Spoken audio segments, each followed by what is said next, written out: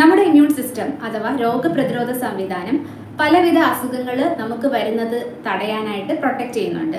എന്നാൽ നമ്മുടെ ഇമ്മ്യൂണിറ്റി അല്ലെങ്കിൽ ഇമ്മ്യൂൺ സിസ്റ്റം വീക്ക് ആവുമ്പോൾ പലവിധ അസുഖങ്ങൾ നമ്മളെ അഫക്റ്റ് ചെയ്യും. ഇൻഫെക്ഷൻസ് എല്ലാം പെട്ടെന്ന് അഫക്റ്റ് ചെയ്യും. ഇമ്മ്യൂണിറ്റി കുറയുന്നതിൻ്റെ പ്രധാന കാരണം എന്ന് പറയുന്നത് അമിത മദ്യപാനം, അമിത പുകവലി, അമിതമായിട്ടുള്ള വണ്ണം അല്ലെങ്കിൽ ഒബീസിറ്റി, ന്യൂട്രീഷൻസിൻ്റെ ഒക്കെ അഭാവം, അമിതമായിട്ടുള്ള സ്ട്രെസ്സ്, ചില മെഡിസിൻസിൻ്റെ അമിതമായിട്ടുള്ള ഉപയോഗം, അതുപോലെ ചില അസുഖങ്ങൾ അതായത് HIV അല്ലെങ്കിൽ ക്യാൻസർ, ഡയബറ്റീസ് പോലുള്ള അവസ്ഥകൾ വരുമ്പോൾ ഇമ്മ്യൂണിറ്റി കുറയാനുള്ള ചാൻസ് കൂടുതലാണ്. അതുപോലെ തന്നെ പ്രായം കൂടുന്നതിനനുസരിച്ച് രോഗപ്രതിരോധ ശേഷിയും കുറഞ്ഞു വരാം. നമ്മുടെ ഇമ്മ്യൂണിറ്റി രോഗപ്രതിരോധ ശേഷി കുറവാണ് എന്ന് സൂചിപ്പിക്കുന്നതിൻ്റെ പ്രധാനപ്പെട്ട 9 അടയാളങ്ങൾ എന്തൊക്കെയാണെന്ന് നമുക്ക് നോക്കാം. അതിൽ ആദ്യത്തേതാണ് പെട്ടെന്ന് ഇൻഫെക്ഷൻസ് അഫക്റ്റ് ചെയ്യുക, പെട്ടെന്ന് ജലദോഷം വരിക, പെട്ടെന്ന് പനി പിടിക്കുക. ഇങ്ങനെയൊക്കെ വർഷത്തിൽ 2-3 പ്രാവശ്യം മുതിർന്ന ഒരു വ്യക്തിയിൽ ജലദോഷം പനിയൊക്കെ വരുന്നത് സാധാരണയാണ്. പക്ഷേ ഇമ്മ്യൂണിറ്റി കുറവുള്ള ഒരു വ്യക്തിയിൽ സ്ഥിരമായിട്ട് അവർക്ക് ജലദോഷം പനി ഇങ്ങനെ വന്നുകൊണ്ടേയിരിക്കും. വന്ന പനിയോ ജലദോഷമോ ഒക്കെ മാറാൻ കാലതാമസം എടുക്കുകയും ചെയ്യും. രണ്ടാമത്തേതാണ് ദഹന പ്രശ്നങ്ങൾ പെട്ടെന്ന് വരാം. അതായത് നമ്മുടെ റൂട്ട് കോസ്, പല അസുഖങ്ങളുടെയും റൂട്ട് കോസ് ഒരു മോശമായിട്ടുള്ള ഒരു കുടലിൻ്റെ അവസ്ഥയാണ്. കുടൽ മോശമാകുമ്പോൾ പെട്ടെന്ന് ഇൻഫെക്ഷൻസ് വരാം, ഇമ്മ്യൂണിറ്റി കുറയാം.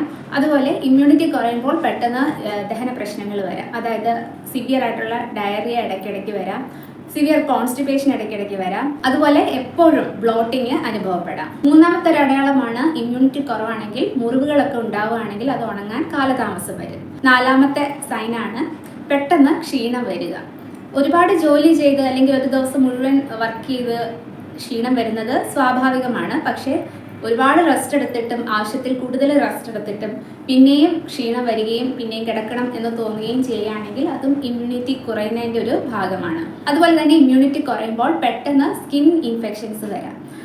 സ്കിന്നിൽ ചൊറിച്ചിൽ, റാഷസ്, സ്കിൻ ഡ്രൈ ആവുക, സ്കിന്നിൽ റെഡ്നെസ് വരിക, ഇൻഫ്ലമേഷൻ വരിക അല്ലെങ്കിൽ വീക്കം ഉണ്ടാവുക. ഇത്തരം പ്രശ്നങ്ങളൊക്കെ രോഗപ്രതിരോധ ശേഷി കുറയുമ്പോൾ സ്കിന്നിൽ വരുന്ന ഒരു പ്രശ്നങ്ങളാണ്. മറ്റൊന്നാണ് auto immune disease. Auto immune disease വരുന്നത് ഇമ്മ്യൂണിറ്റി കുറയുമ്പോഴാണ്. ഈ ഓട്ടോ ഇമ്മ്യൂൺ ഡിസീസ് എന്ന് പറയുന്നത് നമ്മുടെ ഇമ്മ്യൂൺ സിസ്റ്റം അല്ലെങ്കിൽ നമ്മുടെ രോഗപ്രതിരോധ സംവിധാനം അറിയാതെ തന്നെ നമ്മുടെ കോശങ്ങളെ അല്ലെങ്കിൽ നമ്മുടെ സെൽസിനെ അറ്റാക്ക് ചെയ്യുന്ന ഒരവസ്ഥയാണ് ഓട്ടോ ഇമ്മ്യൂൺ ഡിസീസ് വരുന്ന അവസ്ഥ എന്ന് പറയുന്നത്. കുട്ടികളുടെ രോഗപ്രതിരോധ ശേഷി കുറയുമ്പോൾ പെട്ടെന്ന് ഇൻഫെക്ഷൻസ് വരും. അതുപോലെ തന്നെ അവരുടെ ഗ്രോത്ത് ആൻഡ് ഡെവലപ്മെന്റ് ഡിലേ ആകും. അതേപോലെ അനീമിയ പോലുള്ള കണ്ടീഷൻസിൽ നമ്മുടെ രോഗപ്രതിരോധ ശേഷി കുറയാൻ സാധ്യതയുണ്ട്. അതുപോലെ നമ്മുടെ ഓർഗൻസിൽ എന്തെങ്കിലും വീക്കം വരികയാണെങ്കിലോ ഇൻഫ്ലമേഷൻ ഉണ്ടാവുകയാണെങ്കിലോ അത് നമ്മുടെ രോഗപ്രതിരോധ സംവിധാനത്തിനെ അഫക്റ്റ് ചെയ്യാം. നമ്മുടെ രോഗപ്രതിരോധ സംവിധാനം സ്ട്രെങ്തൻ ചെയ്യാനുള്ള ടിപ്സ് എന്തൊക്കെയാണെന്ന് നമുക്ക് നോക്കാം. അതിൽ ആദ്യത്തെ ഒന്നാണ് സ്ട്രെസ് മാനേജ്മെന്റ് എന്നത്. അതായത് അമിതമായിട്ട് സൈക്കോളജിക്കലി സ്ട്രെസ്ഡ് ആയിട്ടിരിക്കുമ്പോൾ നമ്മുടെ ശരീരത്തിലേക്ക് കോർട്ടിസോൾ എന്ന ഹോർമോണിൻ്റെ ഉൽപ്പാദനം നടക്കും. ഇത് നമ്മുടെ രോഗപ്രതിരോധ സംവിധാനത്തിനെ അഫക്റ്റ് ചെയ്യും, ഇമ്മ്യൂണിറ്റി കുറയ്ക്കും. അപ്പോൾ പെട്ടെന്ന് ഇൻഫെക്ഷൻസ് ഒക്കെ വരാൻ ചാൻസ് കൂടുതലാണ്. അപ്പോൾ സ്ട്രെസ് മാനേജ്മെൻറ്റ് ടെക്നിക്സ് എന്തെങ്കിലും ചെയ്യുക. ഇഷ്ടമുള്ള സ്ട്രെസ്സ് കുറയ്ക്കാനായിട്ടുള്ള മാർഗങ്ങൾ കണ്ടെത്തുക. അതിപ്പം എക്സസൈസ് ആവാം, അല്ലെങ്കിൽ നമുക്ക് ഇഷ്ടപ്പെട്ട ഹോബീസ് എന്തെങ്കിലും ചെയ്യുന്നതായിരിക്കാം, അല്ലെങ്കിൽ ഫിസിക്കൽ യോഗ, മെഡിറ്റേഷൻ. ഇതൊക്കെ പ്രാക്ടീസ് ചെയ്യുന്നത് ഒരു പരിധിവരെ സ്ട്രെസ് കൺട്രോൾ ചെയ്യാൻ സഹായിക്കും. രണ്ടാമത്തേതാണ് എക്സസൈസ് റെഗുലറായിട്ട് ചെയ്യുക. ദിവസേന ഒരു 45 മിനിറ്റ്സ് എങ്കിലും എക്സസൈസ് ചെയ്യുക. അമിതമായിട്ട് വിഗറസ് എക്സസൈസ് ഒന്നും ചെയ്യേണ്ട ആവശ്യമില്ല. അമിതമായിട്ട് അല്ലെങ്കിൽ ഒരുപാട് സമയം വിഗറസ് എക്സസൈസ് ചെയ്യുമ്പോൾ അതും കോർട്ടിസോളിൻ്റെ പ്രൊഡക്ഷന് കാരണമാവുകയും അത് നമ്മുടെ രോഗപ്രതിരോധ സംവിധാനത്തിനെ ബാധിക്കും. അതുകൊണ്ട് റെഗുലറായിട്ടുള്ള ഒരു 45 മിനിറ്റ്സ് അല്ലെങ്കിൽ 1 അവർ എക്സസൈസ് അത് മതിയായിരിക്കും. അത് നടത്തം അല്ലെങ്കിൽ ഓട്ടം, സൈക്ലിംഗ്, സ്വിമ്മിങ്, അല്ലെങ്കിൽ ഫിസിക്കൽ യോഗ, അല്ലെങ്കിൽ ബാഡ്മിൻ്റൺ കളിക്കുക. അങ്ങനെ നമുക്ക് ഇഷ്ടമുള്ള എന്തെങ്കിലും ഒരു ഫിസിക്കൽ ആക്ടിവിറ്റി എപ്പോഴും ചെയ്യുന്നത് നല്ലതാണ്. ഇത് നമ്മുടെ ഇമ്മ്യൂണിറ്റി വർദ്ധിപ്പിക്കാനും സഹായിക്കും. അതുപോലെ ദിവസേന ആവശ്യത്തിന് രാത്രിയിൽ ഉറക്കം ലഭിക്കുന്നുണ്ടെന്ന് ഉറപ്പുവരുത്തുക. ദിവസേന ഒരു 7-8 മണിക്കൂർ വരെയെങ്കിലും രാത്രിയിൽ ഉറങ്ങുന്നുണ്ടെന്ന് ഉറപ്പുവരുത്തുക.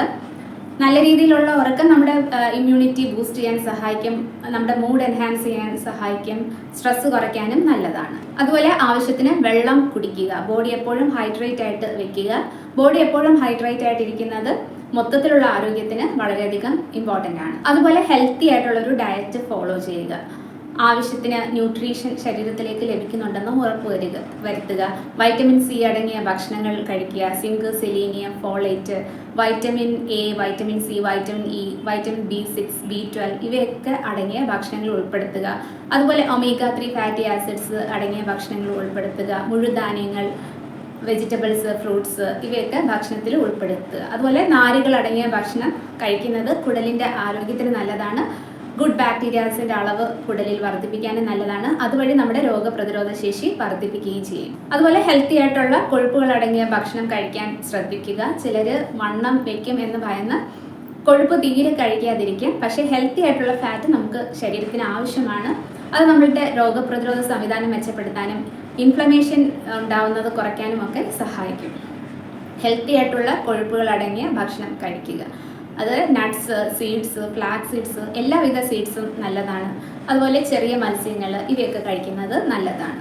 മാത്രമല്ല കുടലിൻ്റെ ആരോഗ്യത്തിന് വേണ്ടിയിട്ട് പ്രോബയോട്ടിക്സ് അടങ്ങിയ ഭക്ഷണങ്ങൾ കഴിക്കുക. തൈര്, പുളിപ്പിച്ച ഭക്ഷണങ്ങൾ ഇവയൊക്കെ പ്രോബയോട്ടിക്സ് അടങ്ങിയതാണ്. ഇതും കുടലിൻ്റെ ആരോഗ്യത്തിന് നല്ലതാണ്. കുടൽ ഹെൽത്തി ആകുമ്പോൾ നാച്ചുറലി നമ്മുടെ മൊത്തത്തിലുള്ള ആരോഗ്യത്തിന് അത് നല്ലതാണ്. അതുപോലെ എല്ലാവിധ സ്പൈസസും ഭക്ഷണത്തിൽ ഉൾപ്പെടുത്തുന്നത് നല്ലതാണ്. കറുവപ്പട്ട, ഗ്രാമ്പൂ, ജീരകം, ഒറിഗാനോ ഇവയൊക്കെ ഇതിലെല്ലാം anti bacterial, anti fungal, anti viral properties അടങ്ങിയിട്ടുണ്ട്. അപ്പോൾ ഇതും ഭക്ഷണത്തിൽ ഉൾപ്പെടുത്തുന്നത് നല്ലതാണ്.